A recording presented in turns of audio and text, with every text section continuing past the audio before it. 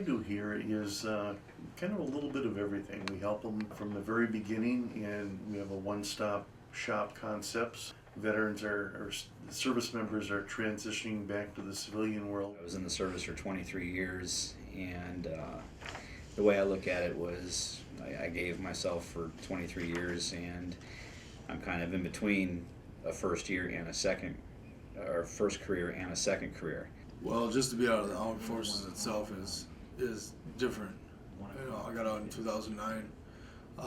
Still haven't really adjusted to that transition. The military is a culture of its own, and it's a part of you for the rest of your life.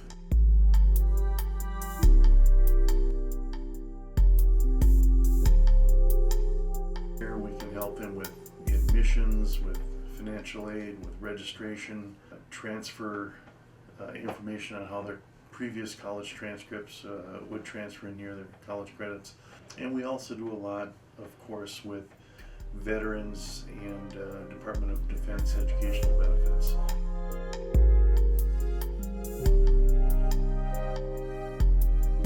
When I first enlisted in the military, it was under the old Montgomery GI Bill. However, luckily I stayed in, and the post 9/11 is still way more advantageous than the Montgomery GI Bill. What it means to me and my family,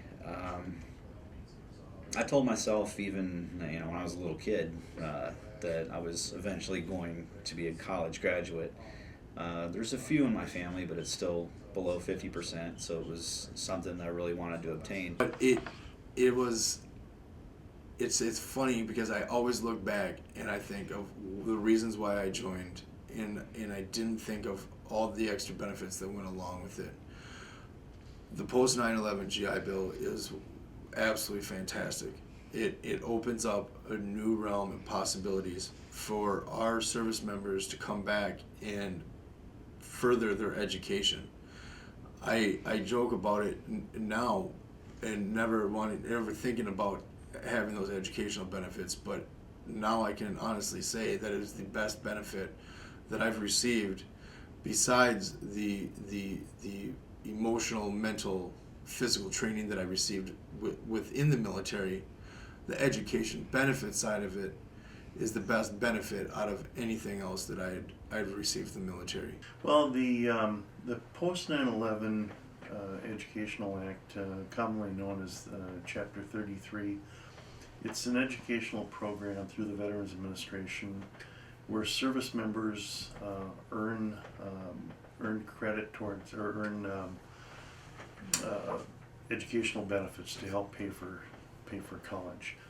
If they've served 3 or more years, then 100% of their tuition is covered here, as we are a state university.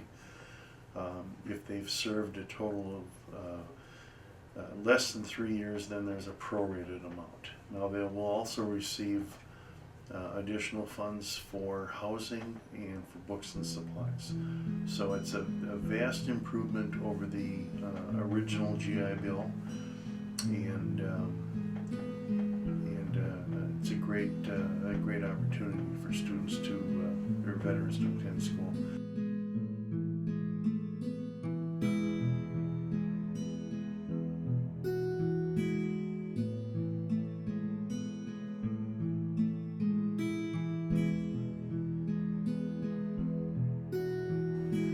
Come to the university, and we teach in a theoretical style, and you teach theory of psychology, or you teach theory of anthropology. And so it's not that they're not capable of learning, they're not used to it.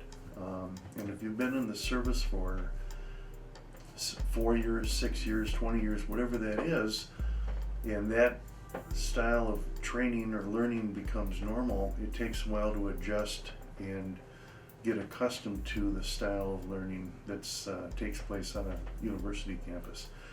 Another example is hierarchy. In the military, there is no illusion about where you fit in. There's everyone wears a rank on their uniform. You know where you're in relationship to the next guy. And you get here, and you really don't know. You don't know, you may not know who the instructors are and who the students are, but even more importantly, in the military, you don't question authority. It's not a democracy. You don't get to vote on taking the hill. It's not, they're not interested in your opinion. They don't want your input. You do what you're told. And here you get into a classroom, and really we expect students to challenge what they're hearing, to think outside the box, to offer a different viewpoint, to think about it differently. And again, it's not that they're not capable of doing that, but they haven't done that for a long time. And so becoming normal takes time. The road to the second career obviously included the college. When you're active duty, you don't get nearly as much time to attend college. I was able to obtain an associate's degree while I was in for 23 years, but that's about it.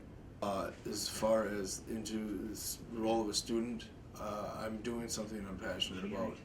I want to be able to help veterans reintegrate back into society after deployment. I had issues myself, and I've known many of other soldiers that have had issues the entire time after they've come back, and it ranges anywhere between the recent wars to the Gulf War to Vietnam and before.